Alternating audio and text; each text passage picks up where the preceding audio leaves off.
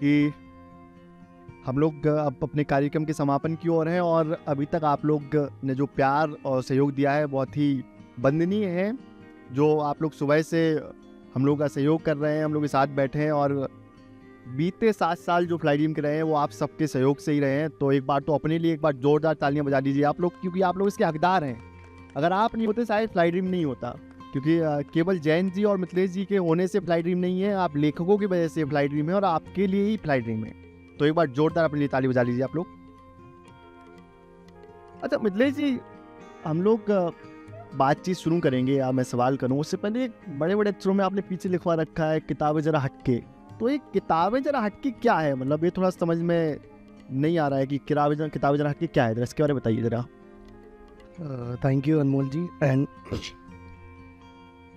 पहली बात तो थोड़ा सा आवाज़ मेरी बैठी हुई है। एक्चुअली हम 10 दिन से काफ़ी इस प्रयास में थे कि किताबें ज़रा हटके जो हमारा कार्यक्रम है ये हज़ारों लाखों उन हिंदी में जो मूल किताबें पढ़ना चाहते हैं उन पाठकों तक पहुँचे। और अनमोल जी मैं आपका धन्यवाद देना चाहता हूँ जिस तरह से बुक वाला ने और बाकी जितने भी यहाँ पर गेस्ट मौजूद हैं, लेखक मेरे खासकर, जो सिर्फ एक बार हमारे संपर्क करने पे यहाँ पहुँच पाए, और सभी होस्ट चाहे विकास नैनवाल जी हो, सौम्य जी हो, नेहा जी हो, समीर जी हो, सभी लोग अलग अलग जगह से आए।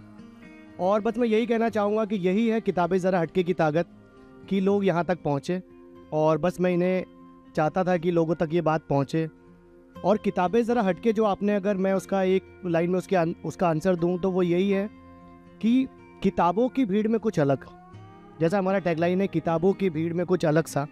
क्योंकि आपने देखा होगा कि जो रीडर्स हैं वो अनुवादित किताबें ज़्यादा पढ़ना पसंद करते हैं, अगर मैं फ्लाई ड्रीम पब्लिकेशन की किताबों की बात करूँ, है ना। जैसे अगर मैं जब कोई हैरी पॉटर जैसी किताब का आंकड़ा देखता हूँ, मैं कोई और भी कई ऐसी फैंटेसी किताबें हैं अगर उनका हिंदी का आंकड़ा देखता हूँ, अगर मैं कोई दूसरे प्रकाशकों का, जी तो उसके मुकाबले में हिंदी में मूल किताबों में 10% का भी वो आंकड़ा नहीं है। क्योंकि जब मैं अपनी पहली किताब लिख रहा था तो वो हॉरर किताब थी, फिर मैंने रोमांस लिखा, उसके बाद पिछले 4 वर्षों से मैंने कोई किताब लिखा नहीं जो रोमांस या उसमें थी। जी। क्योंकि कहते हैं ना अनमोल जी कि बहुत लोग कहते थे कि आपके पास जब एक हिट फार्मूला होता है जिससे आप फेमस हो जाते हो, लोग पहचानने लग जाते हैं, बिल्कुल। चाहे वो ऑक्सीजन मेरी किताब हो, चाहे वो जस्ट लाइक दैट हो। पर फिर भी इसके बाद पिछले 5 वर्षों से मैंने कोई भी रोमांस और हॉरर की किताब नहीं लिखी। इसका रीज़न ये था, मैंने बच्चों के लिए 2 उपन्यास लिखे।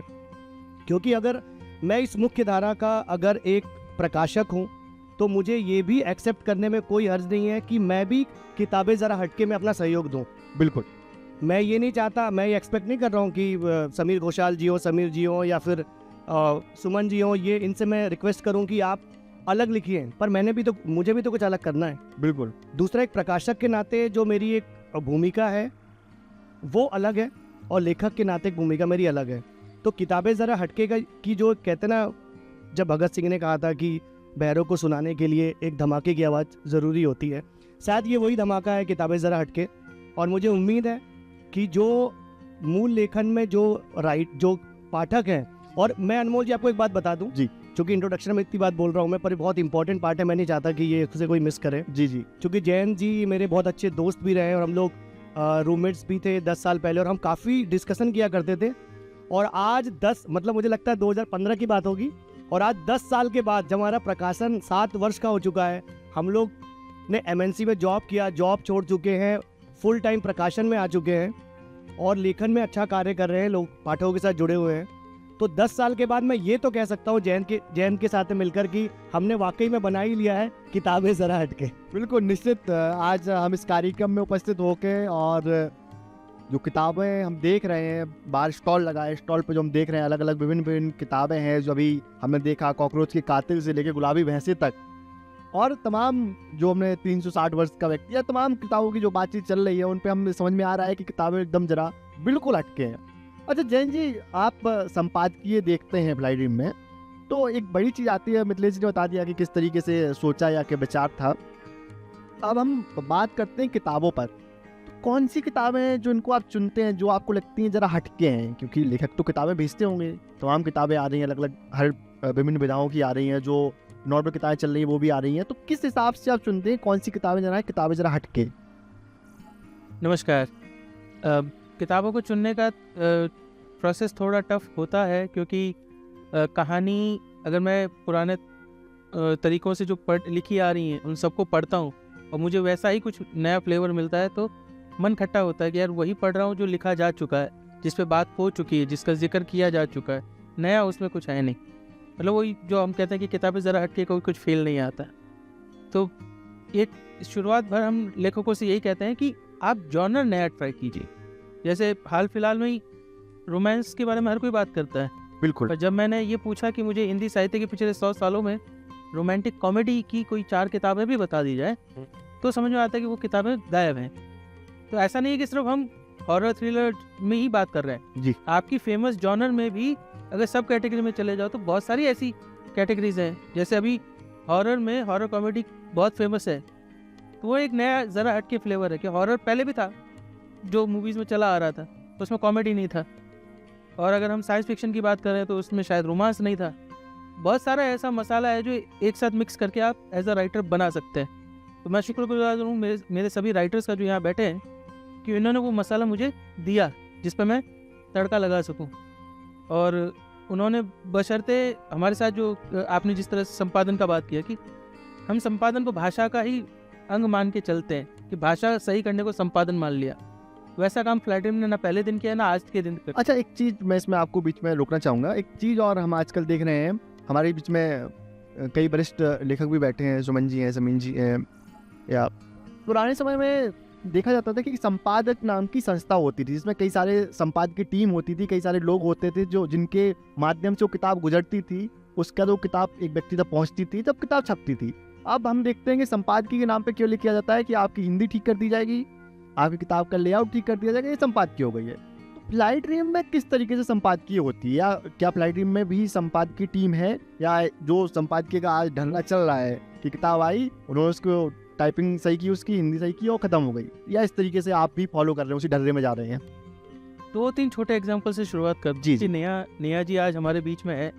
इन्होंने 5000 शब्दों की कहानी भेजी थी, उसको 40-45 हज़ार शब्दों की किताब तक लाने का पूरा श्रेय आज मिथिलेश जी के संपादन पे जाता है। वो नेहा जी का लेखन है उसमें जी, और वो जो संपादन है, वो जो विजन है कि इस कहानी को कैसे हम आगे तक लेके जाएंगे। 5000 शब्दों की लेखिका को आज 3 पार्ट्स की आपने गोल्डन 5 सीरीज दे दी है, वॉल्यूम 3 तक आ चुकी है, वॉल्यूम 4 अगले जनवरी में आ जाएगा, मगध क्रॉनिकल्स अभी रिलीज हुई। इसी तरह जब हम बात करते हैं तिलिस्मी खजाना की, वो 10,000 शब्दों की अलग ही कहानी आई थी, जिसका फ्लो नहीं था, जिसका स्ट्रक्चर नहीं था, कहानी अच्छी थी।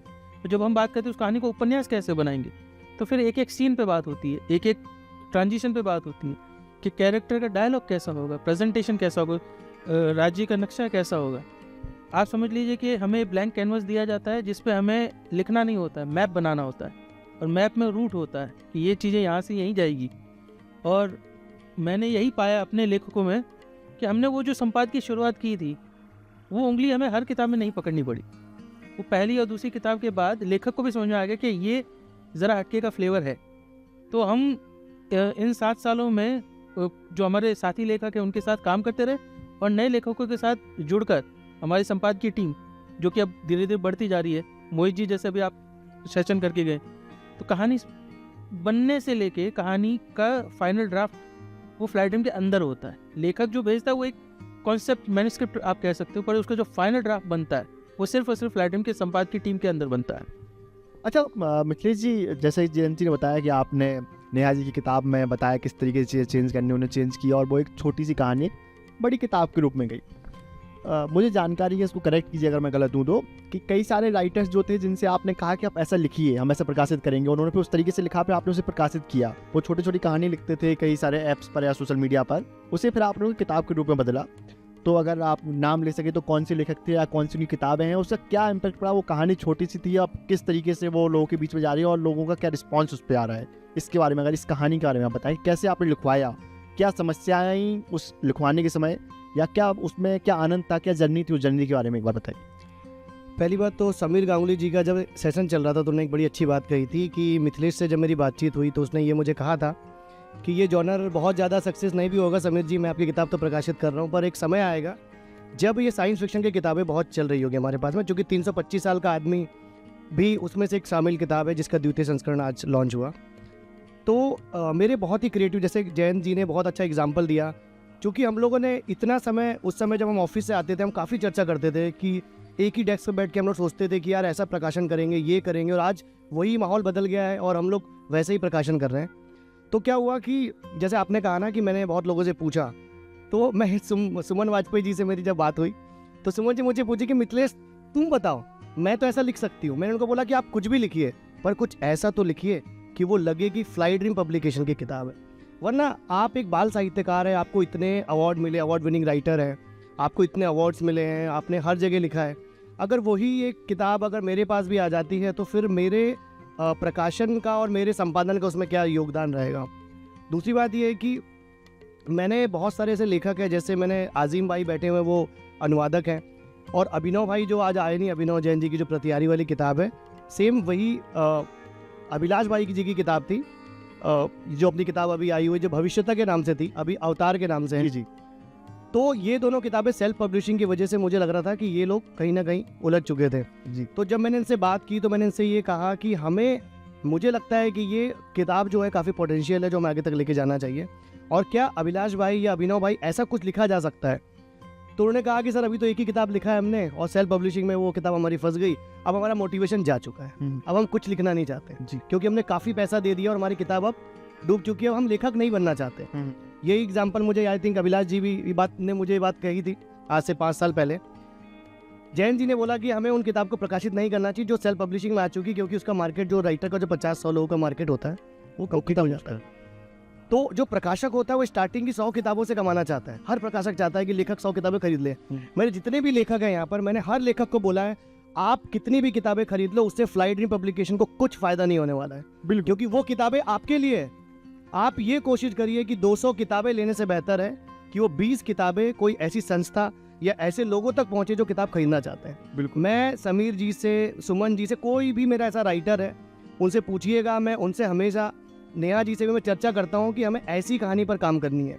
तो इसी तरह से अवतार श्रृंखला बनी, फिर अवतार में जैन जी ने अपना डिस्कशन किया, फिर पार्ट 2 आया। तो हम लोग टोटली, जब हम लोग दोनों अलग अलग लेवल पे काम करते हैं ना, तो हम सोचते हैं कि हमें टारगेट करना होता है, हम ऐसे विज़न लेके चलते हैं, और वो विज़न बोर्ड नहीं होता है, वो हमारे दिमाग के अंदर होता है। मुझे लगता है कि जैसे आज 7 साल के बाद मुझे लग रहा है कि मैं चाहता था कि साइंस फिक्शन की 5 किताबें हो, है मेरे पास, ठीक है, हिंदी में मूल 5 किताबें हैं मेरे पास। टाइम मशीन की 2-4 किताबें हो, वो 4 किताबें हैं मेरे पास टाइम मशीन में। तो मैं अभी भी बात करता हूँ लेखकों से और ये बोलता हूँ कि यार हमें इस कॉन्सेप्ट पे भी काम करना चाहिए। तो ये चीज़ें चल रही है और आगे भी इस जो हमारा हटके जो प्रयोग है उस पर हमारी चलती रहेगी चर्चा। अच्छा जैन जी, मैं 2 सवाल एक साथ पूछ लेता हूँ, आप संक्षेप में उसका उत्तर दे दीजिएगा, क्योंकि हम लोग समय समाप्ति की ओर बढ़ रहे हैं। हम लोग को समय वैसे ही कम दिया गया था, हालांकि टॉपिक काफ़ी विस्तृत है, जिस पे 1 घंटे का 2-3 घंटे भी आराम से बातचीत हो सकती थी, और वो भी कम रहेगा। लेकिन समय हमें 30 मिनट दिए गए हैं, उसमें से भी आधा समय तो हम लोगों ने निकाल दिया। जैन जी, 2 चीज़ें मैं जानना चाहूँगा। एक तो कवर फ्लाई ड्रीम पब्लिकेशन के बड़े प्यारे होते हैं, मतलब कोई भी दिखता है। पिछले दिनों मैंने एक दोस्त को कुछ किसी चीज़ के लिए किताब के 2-3 कवर भेजे, बोले भाई यार किताब में जो हो सो हो, तुम तो मुझे 4-5 किताबें भिजवा दो यार, कवर बहुत प्यारे लग रहे हैं। और इतने प्यारे कवर हैं कि देख के लग रहा है कि इन किताबों को सब खरीद लूँ मैं। तो किताब के कवर बहुत अच्छे होते हैं। एक चीज़ तो एक कवर के पीछे का क्या कॉन्सेप्ट रहता है, किस तरीके से बनवाते हैं। दूसरा ये कि यहाँ भी कई सारे लोग बैठे हैं, कई युवा बैठे हैं, या जो सोशल मीडिया के माध्यम से हम लोग को सुनेंगे देखेंगे, तो कोई लेखक है जो लिख रहा है, तो किस तरीके का लेखन करे और किस तरीके से आपको भेजे, इसके पीछे की एक किस तरीके की जर्नी क्या होता है, क्या तरीका होता है, कैसा आप चाहते हैं कि लेखक लिख के भेजे, कैसे भेजे, और दूसरा कवर, इन 2 के बारे में थोड़ा सा कास्ट है। कवर के बारे में तो हम दोनों के बारे में ये कह सकता हूँ कि हमने कॉमिक्स बहुत पढ़ी है, हमने एनिमेशन बहुत देखा है। तो in terms of direct colours के जो विजुअल होती है, टोन्स होती हैं, वो जो एनिमेशन में या कॉमिक्स में निकल के आती है, वो नॉर्मली आपको आम किताबों में या आम टीवी सीरियल्स में देखने को नहीं मिलती। हमने एनिमेशन के तौर पे एक ही सीन का, एक ही सिचुएशन का डार्कर से लेके ब्राइटर से ब्राइटर वर्जन देखा है, मूड वाइज। जब हम कवर बनाने बैठते हैं तो बचपन से मेरा कहीं ना कहीं ये मानना ही नहीं था कि बुक का कवर से कोई लेना देना नहीं है। पहली दिन से ही हमारी ये था कि कवर ऐसे होने चाहिए जो अट्रैक्ट करें, जो थीम पे जाते हों, और कवर हमारी कहानी को कहते हो। उसके लिए मैं सबसे पहले शुक्रगुजार हूँ हमारे निशांत मौर्य जी का, जो बहुत शानदार आर्टिस्ट हैं। वो हमारे विज़न को समझते हैं और हमसे कई बार हमारे विज़न से भी बेहतर हमें कवर बना के देते हैं और हमारा फीडबैक रहता है। उसके अलावा फिर हमारे बहुत सारे आर्टिस्ट जुड़ते गए जो रेगुलरली हमारे लिए कवर बना रहे हैं। एक हमारे साहब खान डिज़ाइनर हैं जो बहुत शानदार डिज़ाइनिंग करते हैं। ये सारा जो वर्क आप देख रहे हैं निशांत मौर्य जो साहब खान के कोलैबोरेशन का काम है। रोहित कर हैं, बहुत फिर कॉमिक्स की वजह से हमारे पास कई आर्टिस्ट जुड़े हुए हैं। तो हमने चीज़ों को बहुत ज़्यादा विजुअली ही देखा है। मतलब हम लोग किताबें प्रकाशित करते हैं, मैं और मिथिलेश, पर चाहे वो हमारी बातचीत करने का तरीका हो या हमारा विजन हो, वो पूरा का पूरा विजुअल है। मतलब हमारे अगर सामने वो कहानी विजुअली घूम नहीं रही है, जो आपने कहा ना कि शुरुआत में संपादन में क्या चाहिए होता है, वो विजुअल चाहिए होता है। वो विजुअल जितना क्लियर होगा, जितना साफ होगा, उतना मेरे लिए आसान होगा कि मैं उस चीज़ को रिप्रेजेंट कर पाऊँ। हाल ही में मिथिलेश जी ने कई ऐसे कवर हैं जो कह सकते हैं कि हमारे बेहतर ही कवर माने गए, तारीफ ही हुई, पर ओवर द इन 7 सालों में हमने कहा कि नहीं, चेंज कर दो। तो ये हो सकता है कि अभी जितने कवर आप यहाँ देख रहे हैं इसमें से कई कवर बदल जाएं आने वाले कई सालों में, क्योंकि वो हमारा अपना एक विज़न है, एक हमारी प्रैक्टिस है कि किताबें नई लगती हैं, सबको नए कपड़े पहनना पसंद है, तो हमारी किताबें भी नए कवर डिजर्व करती हैं। बहुत सारे राइटर्स की नए कवर आते जाएंगे, क्योंकि देखिए आर्टिस्ट ग्रो करता है, हमारा विजन ग्रो करता है, किताब ग्रो करती है। जैसे अवतार की ही बात कर लेते हैं। अवतार का जब सेकंड पार्ट आया तो उसने अपना फर्स्ट पार्ट का कवर बदल दिया। बिल्कुल ऐसा कहानी के साथ भी होता है। हम देखते हैं जब कि एक लेखक कुछ लिख लेता है, उसका जब उसका सेकंड ड्राफ्ट तैयार कर रहा होता है, वो कहता है यार मैंने ये क्या लिखा है, या फिर वो कई साल बाद जब अपनी कहानी पढ़ रहा होता है, कोई चीज़ उसने लिखी होती है, तो कहता है यार मैंने ये अच्छा लिखा था, मैं अब इससे अच्छा अब लिखता तो इससे अच्छा लिख सकता। तो निश्चित ही होता है हमारे साथ भी, लोगों के साथ भी। इतने सी आपने जो सबमिशन वाला सवाल पूछा, इससे भी आ जाए। जिस तरह से कोई दोस्त से आप नंबर मांगते हैं जी, फ्लाइटिंग पब्लिकेशन का भी एक नंबर है 9660035345, या जुबान ही याद रहता है सोशल मीडिया। उस नंबर पे आप एक मैसेज भी कर देंगे, एसएमएस कर देंगे, व्हाट्सएप कर देंगे, जहाँ से भी आपको सोशल मीडिया से, आप चाहे इंस्टाग्राम से, फेसबुक से, आपको सिर्फ फ्लाइटिंग पब्लिकेशन सर्च करना है। जो भी लिंक आपको पहला मिलता है कांटेक्ट करने का, वहाँ से आप कांटेक्ट कर लीजिए। ईमेल आईडी भी है टीम फ्लाई ड्रीम्स, सिंपल है, हम पूरी टीम है जो लगातार इस पर काम कर रही है। तो आपको बस एक मैसेज भेजना है, उसके बाद हम आपसे फॉलोअप करेंगे। हम सारी जानकारी आपसे जो हमें किताब के लिए चाहिए होती है वो मांगेंगे। कोई ऐसा स्टैंडर्ड फॉर्मेट नहीं, क्योंकि ऑब्वियसली बात है हर कहानी का कोई स्टैंडर्ड तरीका नहीं होता कि वो उसी तरह से लिखी गई है। और जैसा हम बता चुके हैं कि कई बार राइटर के विजन में नहीं होता। बहुत सारे राइटर्स हमारे पास है, सर हम कहानी सोच ही रहे, अभी लिखा भी कुछ नहीं है जी, तो उनके लिए भी ये नंबर ओपन है, ईमेल आईडी ओपन है।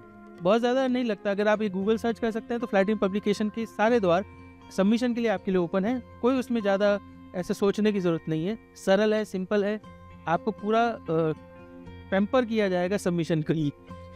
अच्छा मिथिलेश जी, जैसे कि आपने बताया सोन में बैठे हैं, समीर सर बैठे हैं, कि आप लोगों ने, ये लोग पहले से भी लिख रहे थे, खूब सारी इन लोगों की कहानियाँ या छोटी छोटी कहानियाँ, कविताएँ खूब छपी हैं। तो आपने ऐसा क्या नया इन लोगों से लिखवा लिया कि आप आज इतना वो कर रहे हैं कि नहीं, आपने भाई कुछ नया लेके आए हैं, कुछ अलग कर रहे हैं, कुछ हटके कर रहे हैं। तो बाल साहित्य, किशोर साहित्य में बहुत समय से काम हो रहा है, हमेशा से काम हो रहा है, खूब कहानियाँ, कविताएं लिखी जा रही हैं, आप लोग क्या नया करवा रहे हैं ऐसा, जो मतलब इतना क्रेडिट लेने के लिए आप बैठे हैं एकदम कि नहीं नहीं भाई हम तो एकदम अलग करा रहे हैं। तो क्या अलग करा रहे हैं आप, थोड़ा सा इस पर बताइए जरा, मतलब जिसका क्रेडिट इतना लेना चाह रहे हैं आप, तो क्या है ऐसा नया? देखिए अनमोल जी, और आस्किंग दिस क्वेश्चन टू, क्योंकि ये शो जो है वो लेखकों का है, आई थिंक इसका जवाब लेखक बेहतर दे पाएंगे। आप लोग कुछ अलग लिख रहे हैं फ्लाई ड्रीम्स में या वही रूटीन से?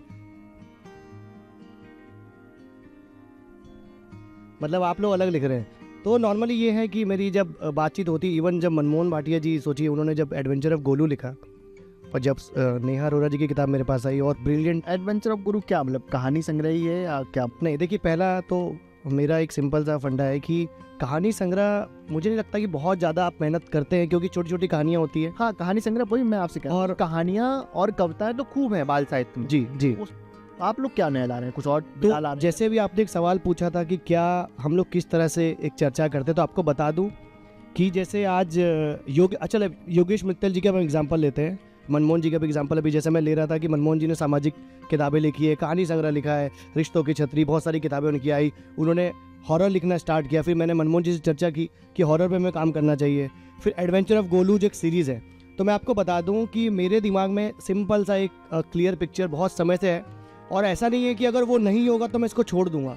मेरा मतलब ये है कि बस चलते रहो चलते रहो चलते रहो, वो मंजिल तो मिलनी है, ठीक है। और मुझे मंजिल वो चाहिए भी नहीं, मुझे तो उन रास्तों को एंजॉय करना है जैसे कि ये जर्नी चल रही है।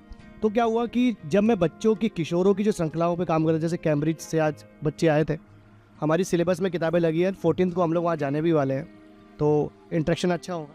तो क्या हुआ कि मैंने, अब आपको बता दूं, एडवेंचर ऑफ गोलू ना एक बच्चे की कहानी है, वैसे ही कॉकरोच के कातुल 2 बच्चों की कहानी है सर, 2 बच्चों की कहानी है, अभी और जीत। एक मेरी जासूसी श्रृंखला आ रही है बच्चों की, वो है जासूस तिकड़ी, ठीक है। 4थे नंबर पे धमाल चौकड़ी ऑलरेडी है, गोल्डन 5 ऑलरेडी हमारे पास है, सुमन जी से कॉन्सेप्ट डिस्कस कर दिखा है सुपर 6 नाम से जी। तो ये मैं क्या कह रहा हूँ कि मूल किताबों में सिर्फ रैंडम किताबों पे हम बात नहीं कर रहे हैं, वो तो आती रहेंगी जी। पर हम श्रृंखलाओं पर भी काम कर रहे हैं। गोल्डन 5 की जिस तरह 3 किताबें हो गई है, गोलू की हमारे पास 4 किताबें सबमिशन में 2 आ चुकी है, वैसे ही श्रृंखलाओं पे हम लगातार काम करते रहेंगे। और यही हमारा एक मूल मंत्र है कि हमें अलग तरह से काम करना है, दिखाने के लिए नहीं, इसकी रिक्वायरमेंट है। हैरी पॉटर की सीरीज है तो क्या गोलू की 5-10 सीरीज नहीं हो सकती? तो ये बहुत ज़रूरी है तो हिंदी पाठकों को किसी सीरीज की आदत लगाना जो पहले बाल पॉकेट बुक्स में था, वो बहुत उपन्यास पे आप लोग मूलतः काम कर रहे हैं। मूल था। हाँ जी। अच्छा जैन जी, ये बात हो गई अभी तक की किताबें जरा हटके अभी हो रहा है, ठीक है, अभी चल रहा है या क्या हुआ, अब क्या है हटके, आगे क्या प्लान कर रहे हैं आप, क्या हटके करने वाले हैं आप? फ्लाइटिंग पब्लिकेशंस हमेशा अपने लेखकों से कहता आया है कि सिर्फ किताबों तक हम सीमित नहीं रहने वाले, ये एक मीडियम है, एक फॉर्मेट है जिस पे हम अपनी नींव खड़ी करेंगे। तो हर जॉनर में टारगेट पहला तो यही है कि 100 किताबें हों। तो जिन साइंस फिक्शन की 5 किताबों की ये बात कर रहे हैं, 95 का आंकड़ा बाकी है सभी लेखकों के लिए। तो उन 100 किताबों के बाद चाहे वो ऑडियो बुक हों, ऑडियो शोज़ हों, एनिमेशंस हों, वीडियो गेम्स हों, मूवीज़ हों, वो सब हमारी टीम प्रयासरत रहेगी कि उनको कन्वर्ट किया जाए और उनको फॉर्मेट में लाया जाए। बहुत अगर कभी कुछ हमारे साथ अच्छा हुआ तो हो सकता है कि ये एक्ट करे और मैं डायरेक्ट करूं। तो बिल्कुल, ये बहुत ही रोमांचक होगा देखना हम लोगों के लिए भी। मिथिलेश जी ये एक्टिंग वाला काम अपने 2015 के समय पहले आसपास कहीं कर रहे थे। ये शायद हमारे अंदर है कि कहानियां ही सुनाना हमें पसंद है जी, मतलब और फॉर्मेट्स हम ऐड करते जाएंगे। हम लोग अगर इस बात को कम शब्दों में समझे तो ऐसा कि कहानी सुनानी है, बस माध्यम कोई भी हो बस। मतलब जी कॉमिक्स पे हम जैसे इससे पहले चर्चा कर रहे थे, तो कॉमिक्स हमेशा से बच्चों की या सबकी पसंदीदा रही है, खूब कॉमिक्स पे चर्चा रही है, लेकिन बीच का एक समय ऐसा था कि कॉमिक्स पे चर्चा एकदम कम हो गई, बंद हो गई, नई कॉमिक्स नहीं आ रही थी, जो पुरानी कॉमिक्स थी वो ही रिप्रिंट की जा रही थी। तो कॉमिक्स कौन कौन से आप लोग ला रहे हैं या कौन कौन से लाए हैं, या कॉमिक्स का जो तरीका है, किस तरीके से किन कॉमिक्स को आप छापते हैं, किस तरीके से कॉमिक्स बनती है, इसके बारे में थोड़ा सा जानते। परशुराम शर्मा जी जो आज हमारे इसमें बीच में मैं टोकूंगा, इसके बाद आप लोग तैयार रहिएगा, आप लोगों से भी हम लोग सवाल लेंगे क्योंकि कई सारे लोग उत्साहित लग रहे हैं सवाल पूछने के लिए, तो इस जवाब के बाद आपसे सवाल हम लोग लेंगे। तो जैसे अभी जैन जी बता रहे थे कि कई सारे माध्यमों के द्वारा हम कहानी सुनाने वाले हैं, और एक चीज़ मैं और भी कहना चाहूँगा अनमोल जी कि हम लोग जिस तरह से किताबों के लिए काम कर रहे हैं वैसे ही हमने कॉमिक्स के लिए भी काम किया है। परशुराम शर्मा जी से, जो कि जब उन्होंने नागराज लिखा था, बाज लिखा, अंगारा लिखा, बचपन में उन्होंने बहुत पढ़ा, और 2017 के आसपास में परशुराम शर्मा शो मेरठ में हो रहा था सूरज पॉकेट बुक्स के माध्यम से। मैं वहाँ पहुँचा और परशुराम शर्मा जी ने अचानक मेरे कंधे पे हाथ रखा और मुझे कहा कि मिथिलेश एक मैं हीरो लॉन्च करना चाहता हूँ, सुपर हीरो, उसका नाम है लावा, और मैं ये चाहता हूँ कि ये सुपर हीरो बने। उस समय बस कोई कंपनी नहीं थी, फ्लाइट ड्रीम पब्लिकेशन भी नहीं था उस समय ड्रीम में कि 1 साल बाद ऐसी कोई कंपनी चालू होगी। तो मैंने उनसे कहा कि ये मुझे बहुत अच्छा लग रहा है सुनने के बाद और इसे हम लॉन्च करेंगे। और मैंने ये अगर फ्लाइट ड्रीम कंपनी के एज संपादक के भूमिका के तौर पर भी देखूं तो अभी तक हमने टोटल 26 कॉमिक्स आज के डेट में प्रकाशित कर चुके हैं। आई थिंक अभी जितनी भी नई कंपनी आई है उसमें कम साधनों के साथ में सबसे तेज़ी से बढ़ने वाला एक तरह से प्रकाशन हम बन चुके हैं। और मुझे लगता है कि जैसे जूनियर जेम्स बॉन्ड और मुर्खिस्तान और ऑस्ट्रेलिया के साथ भी काम किया, मोहित शर्मा जी जो मेरे कॉमिक्स के बड़े अच्छे संपादक भी हैं, काफ़ी मेरे हेल्पिंग हैंड भी हैं, आलोक कुमार जी जो आज उपस्थित नहीं है, काफ़ी बिजी समय से समय निकालते हैं। मैंने हमेशा इन लोगों से यही कहा है कि मैं जानता हूँ मोहित जी, मैं जानता हूँ अनुराग जी, जो भी हम काम कर रहे हैं, जैसे समीर जी को भी कहा था मैंने, जो हम काम करने जा रहे हैं, मैं नेहा जी को और प्रांजल जी को हमेशा कहता हूँ कि आप लोग बहुत अच्छा लिख रहे हो, हम बहुत अच्छा लिख रहे हैं। मैं जानता हूँ कि अभी हमें सुनने वाले 1000 लोग नहीं हैं, क्योंकि ये कोई पोइट्री शो नहीं है, ये कोई रोमांस का शो नहीं है। अगर ये होता तो इसे कोई कॉमन व्यक्ति भी आकर सुन रहा होता। माना कि हजारों लाखों की भीड़ में अभी सैकड़ों लोग इस बात को सुन रहे हो, और हो सकता है कि हमारे इस ऐप के माध्यम से हम बहुत लोगों तक पहुंच पाए।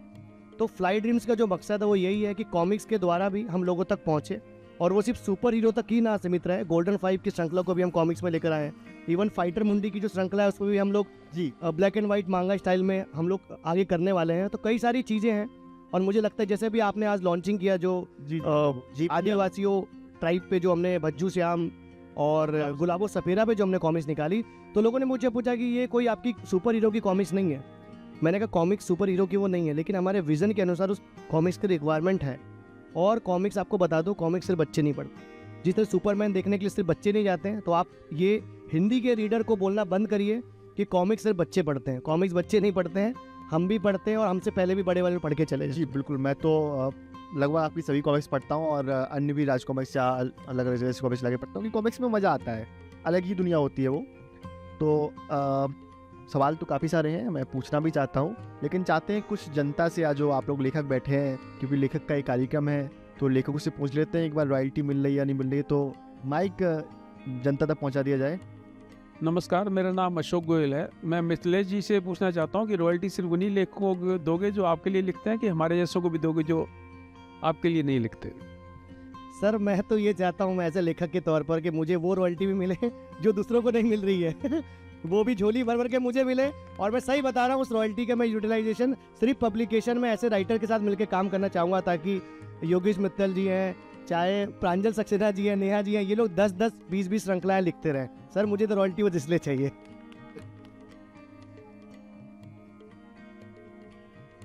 और किसी का कोई सवाल होगा वो तो? सर हम तो लिख ही रहे हैं और आप लोग छाप भी रहे हैं, लेकिन और कैसे साथ में प्लानिंग की जाए कि ये किताबें जो हम लिख रहे हैं और छप रही हैं, ये सही हाथों तक और ज़्यादा पहुँचें और सिर्फ हमारे कमरे तक सीमित ना रहें। नेहा जी, सवाल किससे आपसे, जैन जी का से या मिथिलेश जी से? दोनों से ही है। मैम एक एक से पूछ लीजिए, समय कम है हम लोगों के पास। जैन जी से है। हाँ जैन जी जवाब देंगे इसको। एक छोटा सा ही अनाउंसमेंट है कि जैसे परिवार बड़ा होता है, 1 से 2 होते हैं, तो आप जैसे आज परिवार देख रहे होंगे कि 2 तरफ स्टॉल लगे हैं, तो एक अगले साल से ये शुरुआत होगी हमारी कि अभी तक जो फ्लैटिंग में सिंगल स्टॉल्स पे लगाता है उसको हम डबल से 4, 4 से 8 करें। ये मंच होगा सभी लेखकों के लिए कि आपके लिए किताबें इतनी सारी उपलब्ध हैं। दूसरी बात, जैसा मिथिलेश जी ने बताया, इसी मार्च में अनमोल जी के सहयोग से हम JNU जैसे स्कूल्स में गए, पन्ना और सतना में, JNV सॉरी। तो आप वहाँ समझ सकते हैं कि हम बच्चों से डायरेक्ट जुड़े हैं। हमने वो जुनून देखा है कि वो 100 रुपये के अंदर भी किताब लेने का जो जुनून है वो शायद आजकल बड़ों में भी नहीं दिखता। तो डायरेक्ट अप्रोच टू स्कूल्स, जहाँ जिसके लिए डेडिकेटेड किताबें हैं, इसको ऑडियंस टारगेटिंग कहते हैं। तो हमने अभी किताबों को सेग्रीगेट करना शुरू कर दिया है एज पर ऑडियंस। वो टारगेट की जाएंगी, एडवर्टाइज़ की जाएंगी, उस तरह के प्लेटफॉर्म्स पे पहुंचाई जाएंगी। और जैसा कि मैंने आपसे कहा कि जैसे जैसे उसका मीडियम चेंज होगा वैसे वैसे वो और ज़्यादा लोगों तक पहुंचेगी। मार्केटिंग को लेके हमारी टीम का एक प्रॉपर डेडिकेटेड डिवीज़न धीरे धीरे डेवलप हो रहा है, और मिथिलेश जी की पूरी इस पर कोशिश ही रहती है कि किताबें ना सिर्फ छपें पर वो निरंतर मार्केट में बनी रहें। कवर चेंज करने का आइडिया भी उसी से ही आता है कि एक नया कवर आएगा, एक नई पहचान आएगी, तो शायद किताब को एक नया फ्लेवर, एक नया जंप मिले। खुद मिथिलेश जी की ही किताब ऑक्सीजन का हमने कवर चेंज किया था, तेरी इश्क वाली खुशबू का नया कवर है। पुराने किताबों के कवर बदलने से शायद कहानी तो नहीं बदलती है, पर एक नया फ्लेवर ऐड होता है। एक किताब का हमने ये फार्मूला टेस्ट भी किया था, जा को हमने जब भाग चुड़ैल भाग किया तो किताब 10x हो गई सेल्स में। तो हमें ये एक्सपेरिमेंट्स करते रहने हैं, ये काम करते रहने हैं कि कौन से मेथड से वो किताब सेल बढ़ाएगी। और आपसे ज़्यादा हमें ज़रूरत है सेल्स की। प्लैटिनम चाहता है कि लाखों प्रतियां हम महीनों पहले क्वार्टर में बेच लें हर लेखक की। हम वो प्रकाशक बनना चाहते हैं जहाँ शायद लेखक को कोई ना जानता हो, पर सिर्फ प्रकाशक ने छापी है उस गारंटी पे लाखों प्रतियां बिकनी चाहिए। जी जी सर के सवाल हम ले गए। जैन जी ने काफ़ी नुस्खे अपने बता दिए हैं, तो जो नए प्रकाशक हैं या जो नए प्रकाशन शुरू करना चाहते हैं तो वो इन सब वीडियो को सेव करके रख लें ताकि वो लोग इस नुस्खे के आधार पर अपनी चीज़ों को कर सके। सर आपका सवाल। आदाब साहब, मैं मिर्ज़ा अजहर देवबंदी। अमूमन गज़ल कहता हूँ, गज़ल लिखता हूँ, उर्दू में लिखता हूँ, लेकिन पिछले वक्त कबल ये हुआ सिलसिला कि मैं एक नावल पे काम कर रहा हूँ, नावल लिख रहा हूँ, जिसके मैंने शुरुआती और आखिरी कुछ लिख दिए, दरमियानी किस्त रहती है। ज़ाहिर है मैं बिल्कुल नया हूँ इस चीज़ में, गज़ल अमूमन कहता हूँ, इसमें महारत हासिल है, लिखता भी रहता हूँ, लेकिन नावल नई चीज़ है मेरे लिए। लेकिन मैं कहानी को लिख रहा हूँ, तो मैं ये जानना चाहता हूँ कि मैं आपसे कैसे जुड़ कर ये सब चीज़ें सीख सकता हूँ और अपनी इस नावल को कैसे प्रकाशित कर सकता हूँ। जी बिल्कुल, मैं चाहूँगा जैन जी इसका जवाब दें। हालांकि जैन जी इसका जवाब अभी कुछ देर पहले दे चुके हैं, फिर भी मैं चाहूँगा कि एक बार संक्षेप में इसका जवाब दे दें, बाकी फिर आप मंच से उतर के। अमूमन मैं उर्दू में लिखता हूँ, ये मैंने बोला है। शायद अभी हिंदी की बात हुई थी तो इस बारे में भी थोड़ा सा मैं डिस्कस करना चाहता हूँ।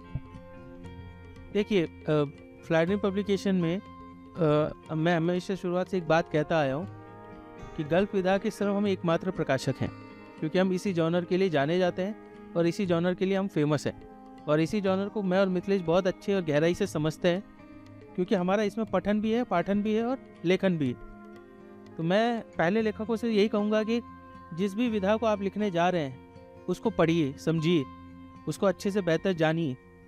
अपना ड्राफ्ट कंप्लीट करने के बाद उसको थोड़ा समय दीजिए कि आप उसको समझ पाएँ कि वो अभी प्रकाशित होने लायक है या नहीं। हर कहानी प्रकाशित होने लायक नहीं होती, पहले आपको ये भी समझना पड़ेगा। मेरी खुद की कई ऐसी किताबें हैं जो सिर्फ लिखी गई हैं, मुझे भी पता है कि अभी उस मुकाम पे नहीं पहुंची है कि उसे प्रकाशित करवाया जाए, ठीक है। तो ये पहला है कि हर लेखक को ये नहीं समझना चाहिए कि मेरी हर कहानी प्रकाशन योग्य है, पर मेहनत प्रकाशन योग्य ही करनी है आप। उसके बाद आता है कि जब वो प्रकाशन योग्य बन जाए, तो जैसा कि मैं बता ही चुका हूँ, फ्लैटनिंग पब्लिकेशन एक गूगल सर्च, एक नंबर दूर है आपसे। आप जब कांटेक्ट करेंगे, आप जब हमें अपनी चीज़ें भेजेंगे, तो आपको प्रॉपर्ली गाइड किया जाएगा। हम लोगों ने कभी कविताएं नहीं की थी, पर पिछले 2-3 सालों में जिस तरह से हमने कविताओं की किताबों पे काम शुरू किया है, जैसे कहते हैं ना कि हर चीज़ में हम कुछ नया ढूंढते हैं, तो हमारी कविताएं भी ज़रा हटके ही हैं, चाहे वो उनका लेआउट हो या उनका प्रेजेंटेशन हो या उनका कवर डिज़ाइनिंग हो, ठीक है। हमने कभी कविताओं को कविताओं की किताब की तरह नहीं देखा कि ये फूल पत्तियाँ हैं जिनको हर जगह लगा दिया जाए। कई बार लोग हमें कहते हैं कि आपकी कवर तो उपन्यास का लग रहा था, अंदर कविताएं हैं। तो वो हमारा फ्लेवर है जो हम लेके चलते हैं कि हमें आपकी किताब को किस तरह से मार्केट करना है, वो हम देखेंगे। खासकर मिथिलेश जी ने तो इवन बच्चों की राइम्स पे भी, नर्सरी राइम्स पे भी जो अभी हाल फिलहाल में काम किया है, जिस तरह से उनको प्रेजेंट किया है, जिस तरह से वो बच्चों में पसंद की जा रही है, स्कूल्स में सेलेक्ट की जा रही है, मुझे लगता है चाहे वो बच्चे हों बड़े हों, हर तरह की किताब के लिए फ्लैटरी में जगह है। बस वही है कि एक प्रोसेस है, जो संपादकीय प्रोसेस है वो लेंदी है, तो आपको उतना तो सब्र करना पड़ता है। जनक नहीं अनमोल जी, मैं आपको बस एक लाइन में आंसर देना चाहूँगा कि जैसा जैन जी ने कुछ देर पहले कहा था कि बहुत सारे लेखक पूछते हैं कि हमें करना क्या है और वो लिख नहीं पाते हैं। मेरा तो ये मानना है एज अ राइटर, मैंने तो कभी सोचा ही नहीं कि कोई प्रकाशन जैसी कोई मेरी किताब प्रकाशित भी करेगा, और मैं लिखता रहा। मैं 6th क्लास से लेकर 9th क्लास तक मैं 200 कहानियाँ लिख चुका था, स्कूल में बैठ कर लिखा करता था। और मैं कोई बहुत ब्रिलियंट स्टूडेंट नहीं था या फेलियर भी नहीं था, मैं एवरेज स्टूडेंट था, मैं फर्स्ट डिवीज़न में पास होता रहा, मैं लिखता रहा। तो एक लेखक के लिए सबसे बड़ी कड़ी अगर तपस्या कोई है तो वो सिर्फ लेखन है। अभी सबसे बड़ी प्रॉब्लम ये है सोशल मीडिया की, हम सोचते हैं कि प्रकाशक कौन होगा और हमारी किताब कौन से प्रकाशन से आएगी कि वो वहाँ तक पहुँचेगी। पहली बात आप ये तो सोचो कि मैंने क्या लिखा है, पहले आपको लिखना है और लिख के पूरी तसल्ली कर लेनी है, उसके बाद सोचना है कि किस प्रकाशन पे भेजना है और फिर इंतज़ार। सर ने जैसा कि अभी बता रहे थे सर कि इसलिए मत लिखो कि आपको लिखना अच्छा लगता है, आदत बना लो कि लिखना है रोज़, तो आप फिर लिख ही लोगे। तो मेरा सजेशन ये रहेगा कि आप उसको एक टास्क के रूप में लिखिए कि मुझे लिखना है, उसको कुछ दिन छोड़ दीजिए, उसे दोबारा पढ़िए, फिर बाद में देखते हैं। तो बहुत बहुत धन्यवाद, आपका समय बहुत कम है, तो आपके कार्यक्रम में आपका बहुत बहुत धन्यवाद कि आपने इतने अच्छे से जवाब दिए, और आप सबका भी धन्यवाद कि हम लोगों को सुना आपने। पिछले कुछ मिनटों से आप हम लोगों को झेल रहे थे, उसके लिए भी आप लोगों का धन्यवाद। बहुत बहुत शुक्रिया। मैं कार्तिक जी से कहूँगा कि अगला जो आपका सत्र है उसके लिए आगे बढ़े। धन्यवाद।